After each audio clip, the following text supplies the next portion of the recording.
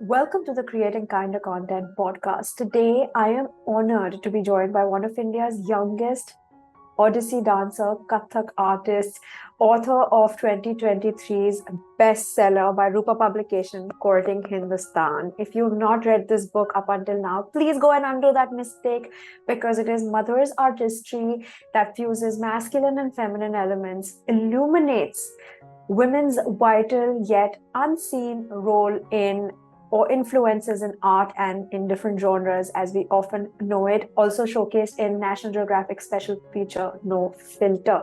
His work is a powerful mix of elegance and strength and challenges norms that powerfully redefine our perspective for art, for classical dance, and digs out, literally scrapes out, undoes the undocumented hidden narratives for women in India. This book needs to be NCERT syllabus, but that's not what this podcast is about. This podcast is about the man behind it. Madhur Gupta, thank you so much for joining us. And without any further ado, can I please request you, the author, to introduce yourself in 3 words that you think, firstly, best describe you?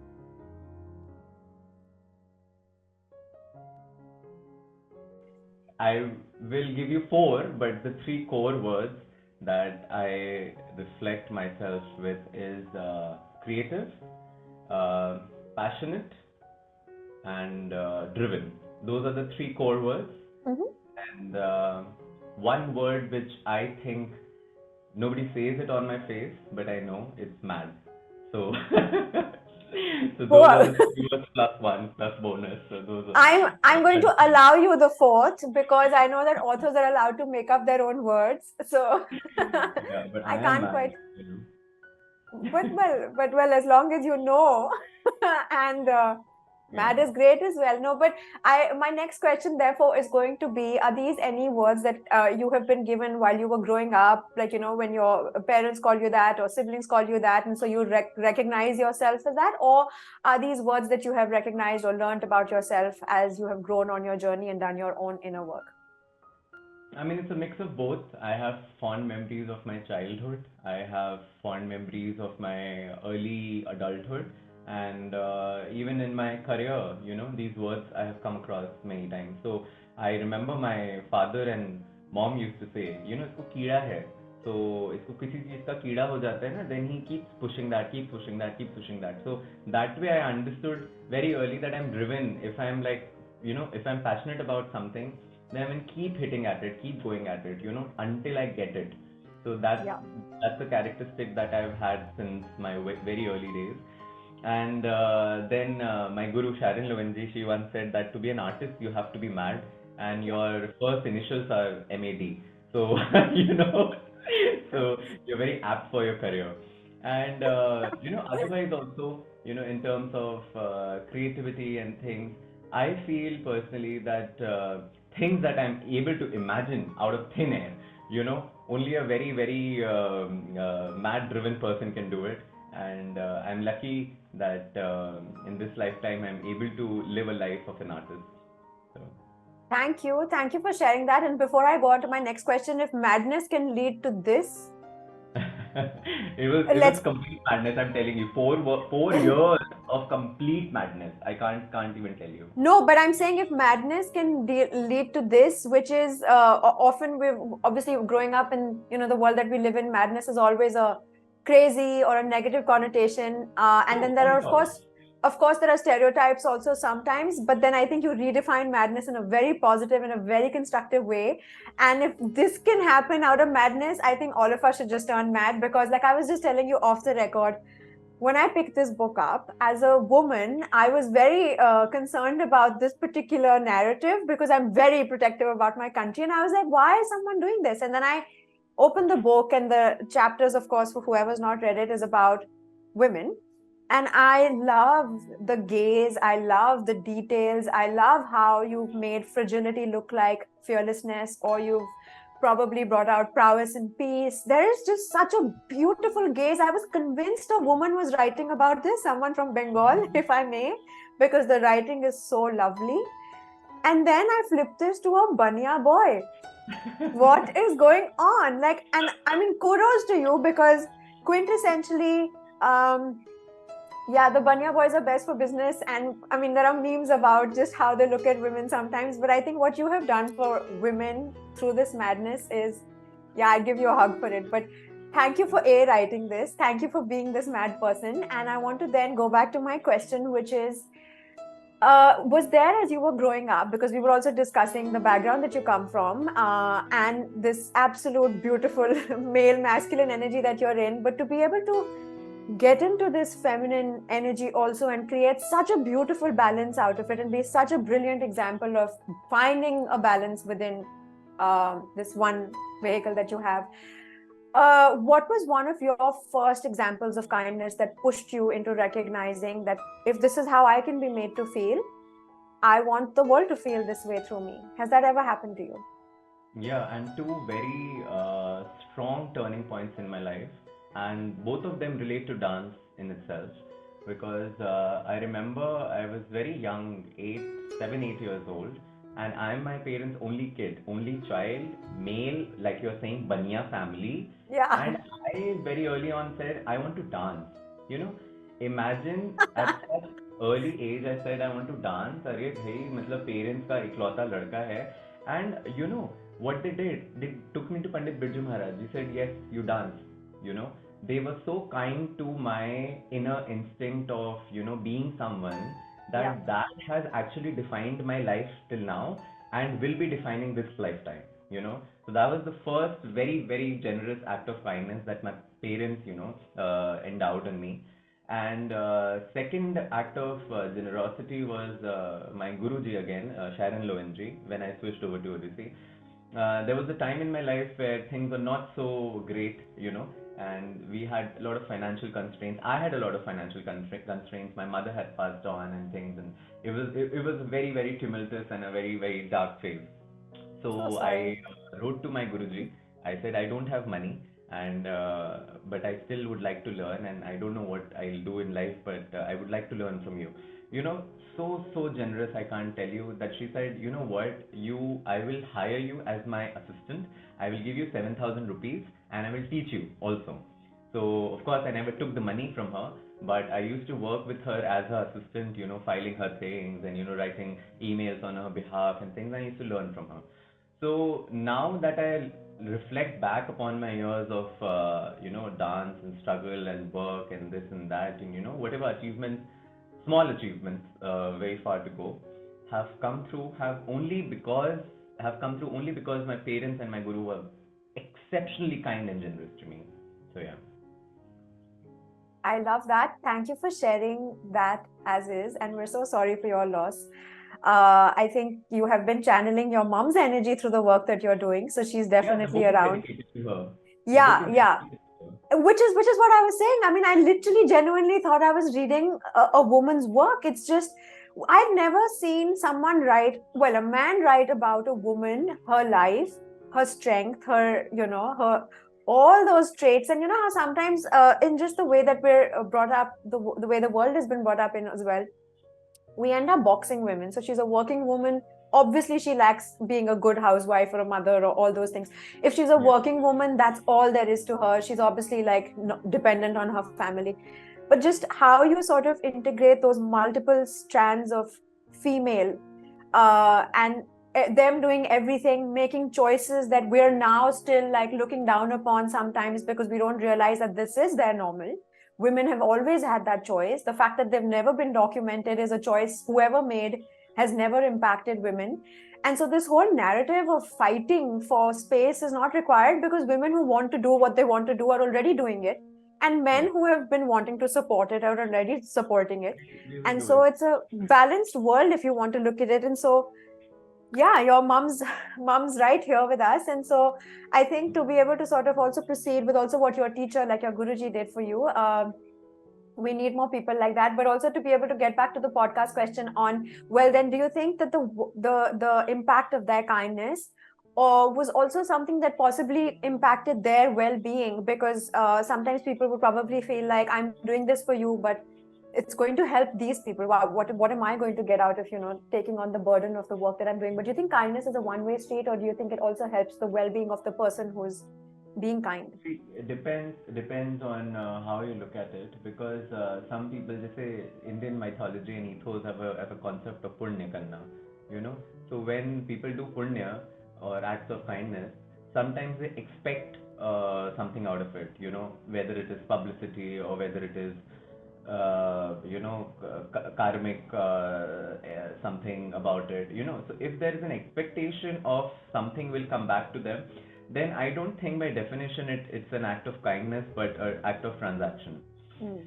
But again, when I look back at these people who were kind to me, and my parents, my Guruji, actually kindness is, by like, if we strictly talk about the word kindness, is how you treat people who are beneath you in the social structure, you know, Mm. age wise, financially, emotionally.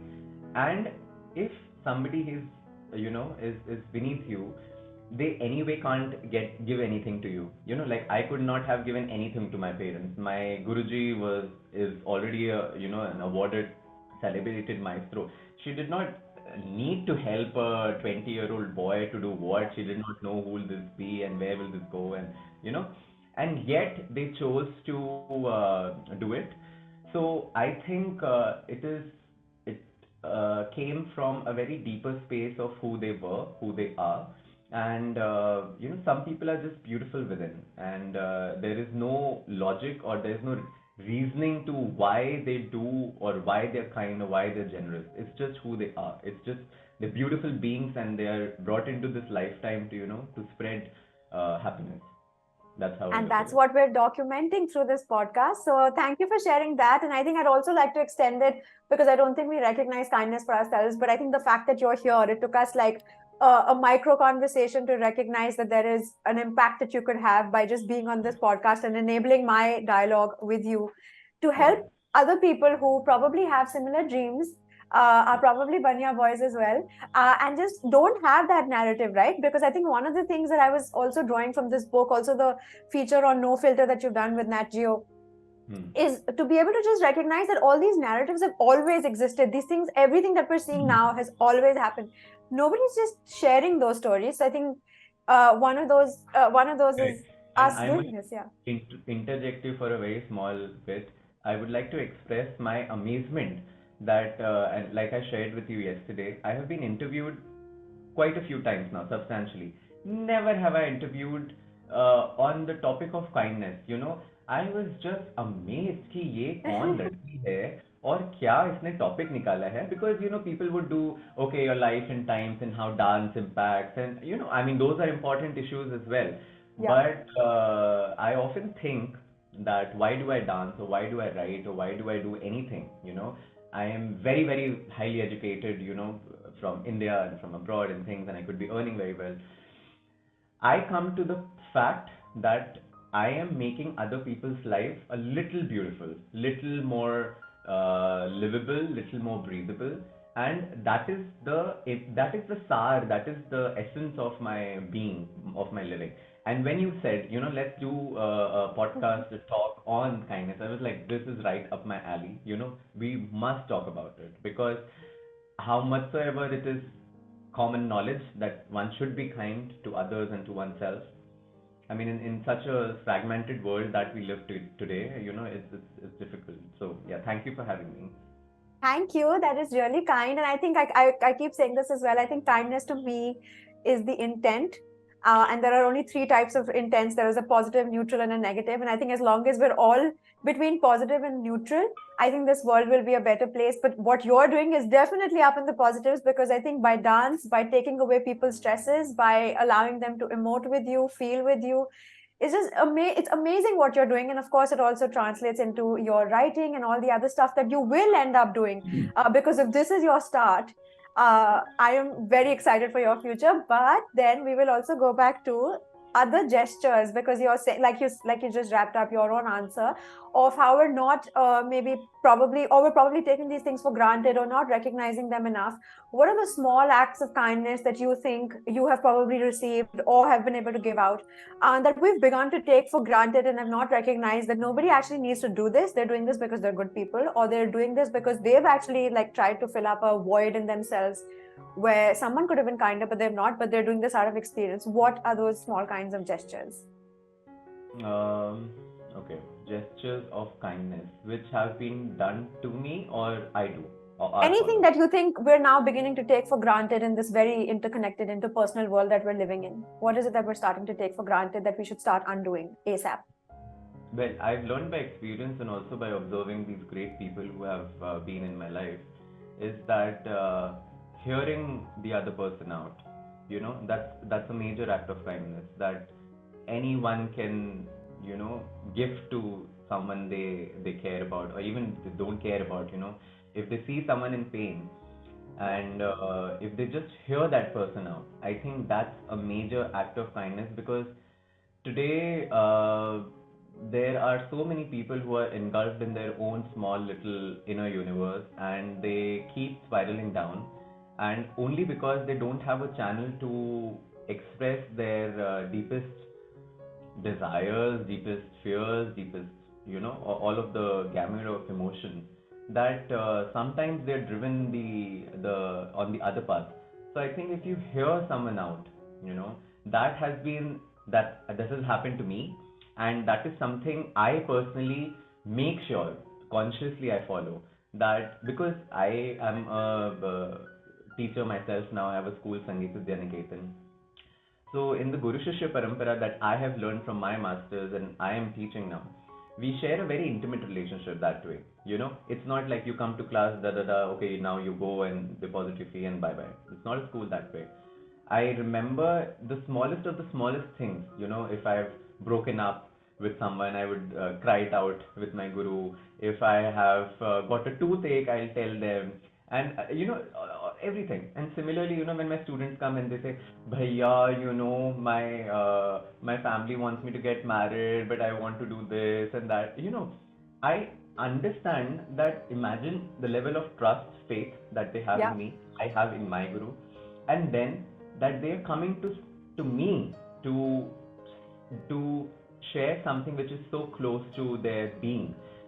A, I'm honored, and B, I am in a position of huge responsibility that I feel that if I don't hear this person out, I might not be able to provide solution.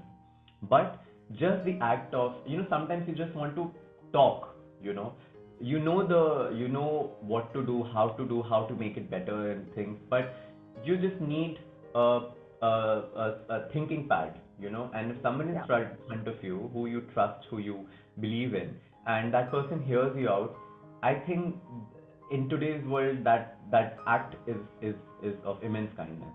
Yeah, hearing someone I out. love that. I love that. I totally agree. I think you're absolutely right, because again, like something I've also said in the past, and I'll say it again because I don't think I can say this enough. I think the number one thing that we can do for each other as human beings is recognize that my time is my wealth, and I get to decide where I invest it. And if you can invest in someone, the Yeah, return is obviously larger, which is manifold, and whichever ways that it comes back in. Thank you yeah. for that. And I think you've almost answered my next question, which was how do you think kindness plays an important role in fostering societies, communities, especially in this interconnected, interpersonal world that we're living in, particularly digital. And a lot of us are not, I think we're almost borderline misbehaving in the way when we speak or judge or are not listening. We're just having a quick look and then giving out a judgment, or projecting, sometimes. So we obviously have Luna with us, who has joined us in the Creating Kinder Content podcast. Luna, thank you for joining us. She's listening. That's the kindest thing she's doing. Her ears are up. This is great. Acts of kindness. This girl is an act of kindness. This Even I, girl is an act of kindness. Yeah. yeah, yeah. She was mm, uh, चार मैं बोलता हूँ चार घर से निकाली गई थी ये because as a puppy someone dropped her to a shelter, then somebody adopted her but they had a senior dog so they couldn't take care of her, then she was again sent to the shelter, and then is when I got her, and इसका नाम उस time scooty रखा था because the guy who dropped her at the shelter came on a scooty. How So, sweet. but I think that's an act of kindness to remember her by the person who dropped her. This is really sweet. no. But I named her Luna because I wanted her to live a new life, and so she came in my life when she was 4 months old, and now she's 2.5, something like that. How cute. She does look very, very Luna-esque. Yeah. Oh, look at her. This is one of the most patient ones I've ever seen. You know, the fact is that digital media is both a boon and a bane, and people have become, because it's very easy to be unkind as an anonymous entity on social media, you know, very easy, very Yeah. easy to troll someone, very easy to, you know, there are so many cases of suicides which are happening because of cyberbullying, so many, you know, ugly things which have been said to people who have you know, broken them. So I think you know, in a way, social media also is also a reflection of the society that we live in. You know, a lot Yeah. of people are so broken within that they inflict the wounds that they have on other people. Yeah. You know, having said so, again, I have come across stories like yours. You know, that the project that you're doing with kind of content, it's just so touching, so amazing. Then there are other channels and other places also which I've been following for some time now, where I see that there's a conscious effort made to make this world a better place through the privilege that both you and I share, you know, Yeah. of Yeah. getting a message of making people's life a little happier. So I think it goes both ways, up to you how you want to, which way you want to go, and how you want to take it. Yeah. But you agree that it could have a positive impact if all of us become a little bit more conscious of what we project. Absolutely. I have been inspired by articles. I have been inspired by podcasts. When I've seen a Reddit thread, you know, which was just amazing, you know, it has inspired me. So yeah, I mean, we can certainly use it for the betterment of the society. Lovely. I'm kind of semi-distracted by just how peaceful and restful Luna is right now. But to get on to the next part, we were also then want to go back to a little bit on your journey before we move into our quick starts round. On what do you think in this space that you you know, practice your everyday life in, and the fact that you're an artist, the fact that you're an author, you're actually, you know, trailblazing in a very risky space for a man who could have actually had it a lot easier. Like you said, you could have just had another kind of a job.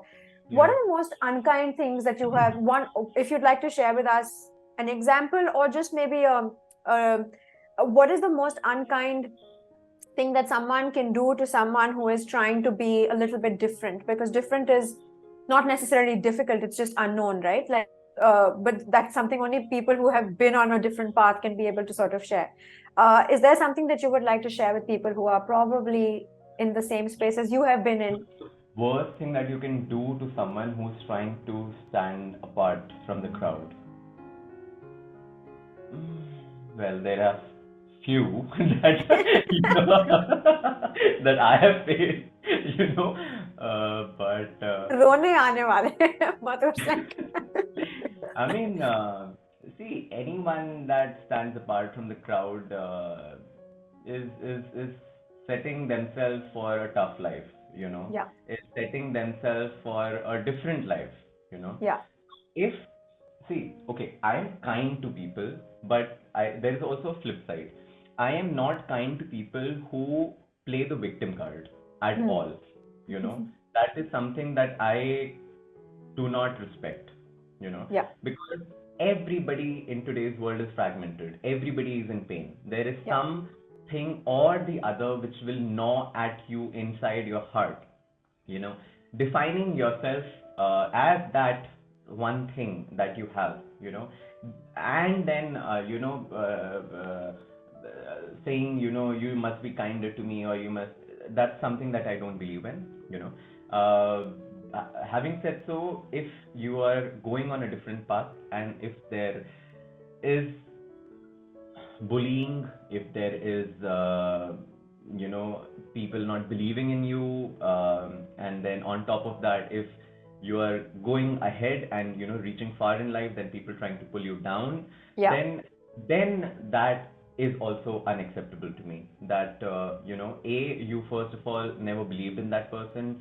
B, you tried to pull that person down. I mean, like get your act together, yeah.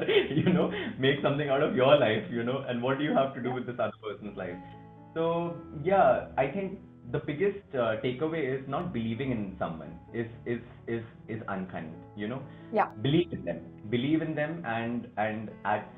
I'll give you a very small anecdote. My Guruji calls me a cheerleader of the entire everybody, like my students, my colleagues, my co-dancers. I'm a cheerleader. I believe in people and I cheer for them. I said yes, yes, let's do it, let's do it, let's do it. I All will the support. I'll support your Guruji because that's what you're doing for my podcast as well. And you were like, yes, let's do this. This looks like good work. So yeah, cheerleader, you are right. And I also, before I have to go back to the quick starts, but I want to get into this very beautiful quote that I have obviously highlighted. I'm sorry, I'm that highlighting wala reader. When you say, when love is lost, do not bow your head in sadness. Am I allowed to read this out for Yeah, yeah, your? of course, of course, of course. Instead, keep your head up high and gaze into heaven, for that is where your broken heart has been sent to heal. Who Yeah. makes you think like this? Because this is ah, profound. Who has done this to you? Life, I guess, because you very briefly mentioned that there have been points where a void gets created in someone, Yeah. and then one tries to compensate that. I think so. There's a lot of void within me still. I'm trying to work on it, but because that void has been created, that trauma is still existing there. That I'm trying to fill it up with beautiful things. So I think that is the place that I come from. Yeah.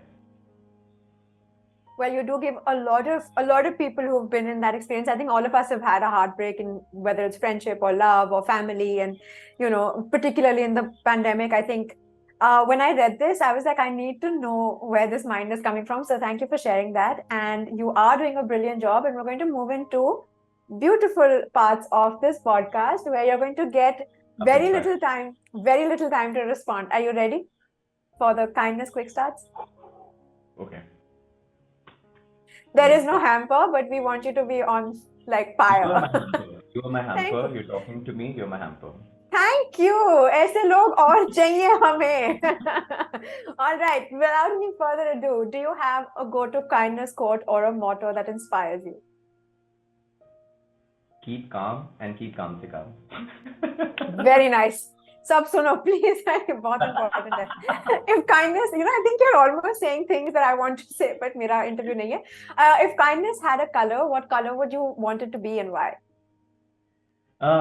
Kindness would be very warm yellow because kindness to me feels something which is toasty and warm and just all engulfing. Perfect. It's also what our company is called. But if kindness were a superpower, what sort of super special power would you want for kindness to have on you and why? Mm, Omniscient. So you know everything basically, Yeah. and then you can utilize that kindness that is within you to help other people. Oh, how kind. That is really nice. Okay. If kindness were a sound, what sound would it make and why? Mm, it would Faster, faster. sound like my mother, Oh, and yeah, that's how it will sound like. Yeah, beautiful. I don't need a why. If kindness were a food, what would it taste like and why? it will Details. taste Define the whole. food, Mhm. right? Yeah. Again, my mom's cooking, and my mom used to make amazing sambar rice, and one of the most tastiest food I've ever had. So yeah, most kind. Popular answer, but sure. Now, if I was to give you the choice between the ability to make someone instantly burst into laughter or making them feel loved and cared for, which one would you choose and why? Mm, I think instantly loved and cared for because laughter can be momentary, but the warmth of love can stay for a little longer. I mean, it's both way, but yeah, I'll choose love. I like that. Good. Great answer. Now, I don't mean to bring this up because a woman is talking to a man. I'm completely unbiased. I'm feminist in whichever ways, but I do think that the world needs to be a bit more balanced because we're pushing out the men by that word. But without that disclaimer, between men, women, and the other gender, rank in order of kindness. Women, other genders, men. Again, this is all like blanketing it and Yeah. stereotyping it. But I think women first, all the other genders second, and men last. And why? Because I've seen life examples of women being absolutely selflessly kind to others. I have seen other genders also, because they experience emotions of both masculinity and femininity in varied ways, that they are kind, but sometimes because of traumas they're not kind to themselves. So that's one thing.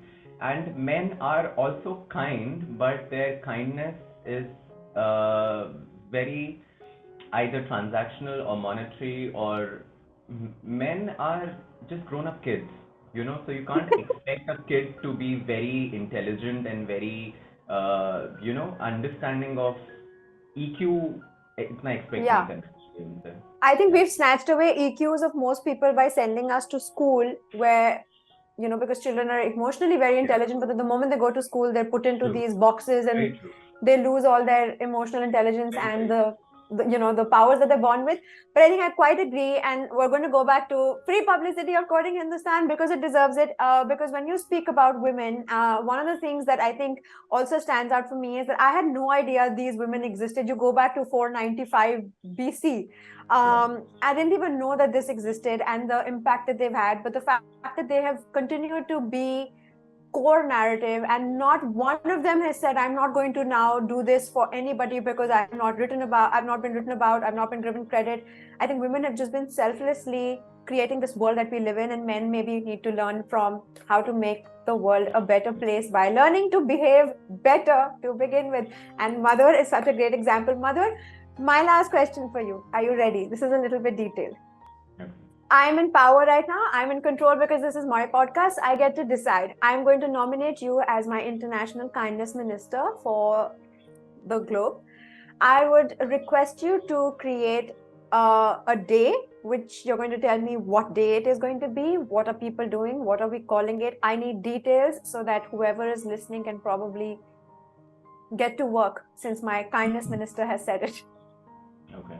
So it has to be sometime in early April, because Okay. it's springtime and flowers are blooming and bees It's are also my buzzing. birthday month, but sure. Oh yeah. So for me, when 20th. 20th, 8th April. 8th. Okay. Okay. Fellow Aries. Okay. Hello, Perfect. Aries. Fellow Aries. Okay. So yeah, it has to be something in April, early April, and it has to be outdoors. And the act that will define the International Kindness Day is that every classroom has a group discussion. And this is like, we'll keep it for kids for now. Let's start from the grassroots level, as let's catch them young. And every kid shares uh, one problem that they might be having, in their life Yeah. at that time, and then everybody else will figure out solutions for it and try to help them. So if there are 50 kids, each kid will get 50 solutions for themselves, and all of those 50 kids will try to help each other out in ways that are possible. That's one way that we'll start the World Kindness Day. And That is we'll have a beautiful. picture. We'll have a picture of you, Madam Mallika Bajaj. We'll do the full effort and the mala and the diya. The minister's taking it to next level, but sure. That's You're for known sure. to On celebrate the women, list. so very We'll do it honored. on 20th. We'll do it on 20th April. Why not? Okay, done. No, thank you so much. That is beautiful. And what are we calling this day? International Kindness Day. Perfect. Lovely. Hired on the job. We're getting to this idea. Madhur, thank you so much. The podcast has been lovely, and I'm very, very conscious of the fact that you have not only taken our time, but you've also been so honest about this, and I don't want you to feel at any point depleted. So here's your moment to either give me feedback or ask me a question so I could pour back into everything that you have been for me today. Okay. Uh, Tell me Keep it which easy. is Keep it easy. one of the most kindest things that you heard from all of your interviewees, like something which was done or something which was told to you, which you were like, bhai, kya baat hai? So, great question. Nobody's asked me that. I think I've had some phenomenal people so far, and their stories have just been beautiful. And I think while I'm sort of torn between this one person who unfortunately had a bicycling accident and lost his lower half, and then he turned into an author, and he was sharing that, and I think I resonated because I was bedridden like I've been bedridden for a very long time, and so I feel the pain, but to wanting to be able to get up and be a better person for myself. Also, then recognizing the responsibilities of being a better person for my family, friends, work, all those commitments, so never giving up, I think was one. But I think there was one really beautiful answer that also happened to come from a very dear friend, and I wasn't expecting it. Was the answer where he said, the sound of kindness, and everybody is picking up birds and actual sounds, but he said silence, and that really spoke with me because I thought that was powerful. Like, it really stayed with me. And he says, if anybody is kind, it should just, nobody should know, it should just grow. And that, I think, was great. Amazing. Beautiful. Rohan Bapana, shout out here, have absolutely thrown me off my base, which is really hard to do because he knows me, and as friends, I think it's very hard to get me speechless, but that answer really did. So thank you for asking me that, and thank you for being on this podcast. Thank you, and I hope that this reaches out to the right people and people who need it in their darkest times. Yeah. And I hope because we're wrapping up, please always feel free to reach out to your friends, family, to Mallika, to me. If you feel that you want to talk to someone, you want to reflect upon incidents which have happened to you, or if you want to take some advice, not that we're the greatest people, but we'll surely hear you out. And I hope that you're kind to each other and the most to yourself. So I love that. I love that. Thank you so much, Madhur. He is right. Thank you. Please reach out to us. We're going to leave all the details in the description box and on YouTube and on Spotify and all those, and on Instagram. But yes, I genuinely hope that this podcast can make people feel like they are not alone. And yes, sometimes people are just not raised in kindness. And so to be able to recognize that this is what it looks like, and whatever else you're experiencing, which may actually be making you feel uncomfortable, take a huge perspective. There are really kind people in this world, and I'm spotlighting on a few. Thank you so much. Thank you, Mallika. Okay.